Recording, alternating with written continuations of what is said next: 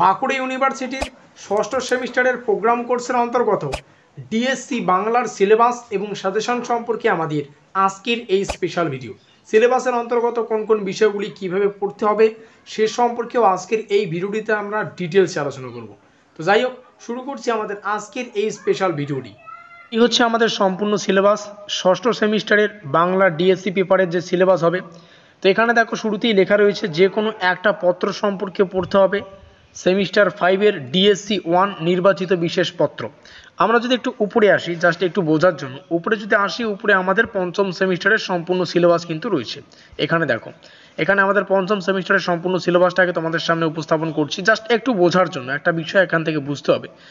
দেখো, পঞ্চম সেমিস্টারে যে সমস্ত সিলেবাসে ছিল, পঞ্চম সেমিস্টারের প্রথমে ছিল যে কোনো একটা, এখানেও কিন্তু অনেকগুলো সিলেবাস ছিল। মধ্যযুগের বাংলা সাহিত্য প্রথম যে সিলেবাস, তার টাইটেল মধ্যযুগের বাংলা সাহিত্য, অনেকগুলো আমরা দেখেছি। নিচে যদি আসি, নিচে আমাদের কথা সাহিত্য বলে ছিল একটা পত্র।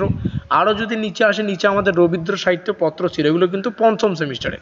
আমরা যদি ষষ্ঠ সেমিস্টারে দেখি, আমরা এখন নিচে আসবো, যেখানে ষষ্ঠ সেমিস্টারের সিলেবাসগুলো রয়েছে। এখান থেকে শুরু হচ্ছে আমাদের ষষ্ঠ সেমিস্টারের সিলেবাস। তো সিলেবাসে এখানেও আমরা দেখতে পাচ্ছি মধ্যযুগের বাংলা সাহিত্য। তবে যে কোনো একটা বিষয় পড়তে হবে। তোমাদের কোন সিলেবাসটা রয়েছে এক্স্যাক্ট, সেটা তোমরা কমেন্টে জানাতে ভুলো না। মধ্যযুগের বাংলা সাহিত্য যে সিলেবাসটা হবে, তার 4খানা একক আমরা দেখতে পাচ্ছি। 4খানা এককের মধ্যে একটা অংশ আমরা পাবো কথা সাহিত্য সম্পর্কে, অর্থাৎ বিভিন্ন ছোট গল্প এখানে কিন্তু রয়েছে আমাদের সিলেবাসে। তো প্রত্যেকটা বিষয়ে এখানেও আবার বিভিন্ন একক বা ইউনিট আমরা দেখতে পাচ্ছি। তো প্রত্যেকটা বিষয় এখান থেকে তোমরা চাইলে খাতায় লিখে নিতে পারো। এবার পরবর্তী যে পত্র হবে সেটা হচ্ছে রবীন্দ্র সাহিত্য। তো রবীন্দ্র সাহিত্যের বিষয়গুলি কী কী, সেগুলো আমরা এক্স্যাক্ট এখানে আলোচনা করব। এখানে অনেকগুলো খণ্ড রয়েছে, অধ্যায় আমরা পাবো এখানেও 4খানা অধ্যায় এখানে আমরা পরপর সাজিয়ে গুছিয়ে রেখেছি। এটা যথারীতি ছোট একটা সিলেবাস। তো এগুলো তোমরা অবশ্যই খাতায় লিখিয়ে রাখবে। তারপরে নাট্য সাহিত্য শুরু হচ্ছে। এখান থেকে নাট্য সাহিত্যের বিষয়গুলি বা টপিকগুলি, কোন কোন টপিকগুলো পড়তে হবে সেগুলি রয়েছে। বাঁকুড়ার সংস্কৃতি রয়েছে, বাংলাদেশের সাহিত্য রয়েছে। প্রত্যেকটা বিষয় এখান থেকে দেখে নাও। এই হচ্ছে আমাদের সম্পূর্ণ সিলেবাস। এখান থেকে জিই সিলেবাস রয়েছে। তো জিই সিলেবাস আমরা পরে আলোচনা করব।